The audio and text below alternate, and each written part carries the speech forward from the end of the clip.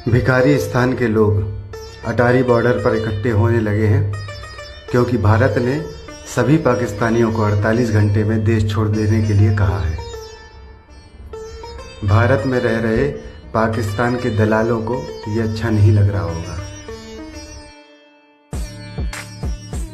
India Pakistan का पानी बंद करने को जा रहा है। पाकिस्तानी जो है वो बूंद बूंद को तरसेंगे। पहले पाकिस्तानी रोटी को तरसते थे, अब पानी को तरसेंगे। देखिए, पाकिस्तान में तो माशाल्लाह इस टाइम इतनी कमाई हो रही है। पाकिस्तान के पास इतना पैसा है कि अब यहाँ पे भी लाहौर में मिनरल वाटर लोग पी रहे हैं। पाकिस्तानी लोग तो बाहर के मुल्क से भी पानी ला रहे हैं। पाकिस्तानी लोग तो ट्यूबवेल जमीन को गहरा से गहरा करते जा रहे हैं। ठीक है ना, पाकिस्तान इंडिया के दरियाओं पे भी नहीं बैठा हुआ। हमेशा कश्मीरी ही क्यों टारगेट किए जाते हैं? कश्मीरियों को किस तरह टारगेट किया गया, आप बताएं। कश्मीरियों को बिल्कुल इस तरह टारगेट किया गया कि मतलब जब भी हमने आजकल मतलब आज के दौर में देखा है ना कि मतलब इस ख़ास तौर पे जब भी ये वेकेशंस वगैरह या ये समर्स आते हैं, ठीक है, इंडिया में या पाकिस्तान में, तो मोस्टली जो लोग हैं वो नॉर्दर्न जाते हैं। ठीक है, ये सारा कुछ ये एक प्लान था। ठीक है, ये एक प्लान सिचुएशन मतलब टूरिस्ट को डराने के लिए। जी बिल्कुल, टूरिस्ट को डराने के लिए, क्योंकि अब वहाँ से टूरिज्म खत्म हो जाए। आप खुद देखें ना कि अगर वहाँ से टूरिज्म खत्म हो जाएगी तो वो बेचारे कैसे सर्वाइव करेंगे। ठीक है, वो इसी तरह ही सर्वाइव करते हैं कि जो 3-4 महीने टूरिज्म के ऊपर उनकी इकोनॉमी चलती है। ठीक है दोस्तों, जम्मू एंड कश्मीर के अंदर निहायत ही अफसोसनाक वाक़या पेश आया है।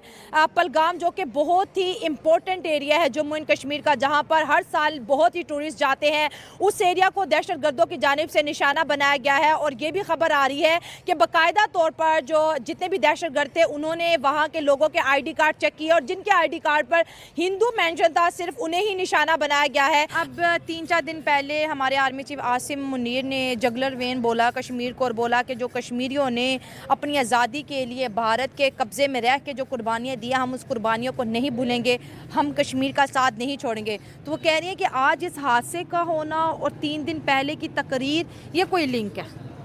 3 दिन पहले कौन सी तकरीर आसिम मुनीर ने की थी ना। हाँ, तो ये तो है, अब ये प्रोपेगेंडा है एक किस्म का। इसको तो मैं और आप ये नहीं कह सकते कि ये बात सही है ना। हमारी तरफ से जो हमारे इंटरेस्ट में होगा हम वो बात करेंगे।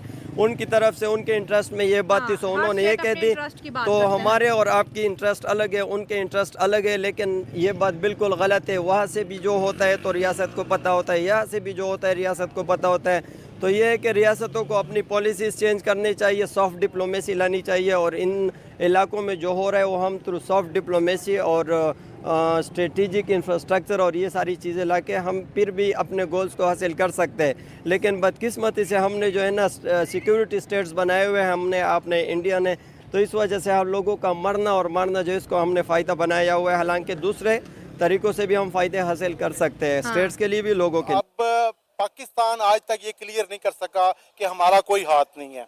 देखे ना, पाकिस्तान के ऊपर अगर मेरे पे कोई इल्जाम लगता है ना तो मेरा काम है मैं अपने आप को क्लियर करूं, यहाँ पे क्लियर करूं कि यार मेरा नाम ना लिया करो, बार बार हमारा नाम ना लिया करो। आपके मुल्क में कोई दहशतगर्दी करता है, आप हमारा नाम लेते हो। आप हमने पाकिस्तान को क्यों नहीं क्लियर किया?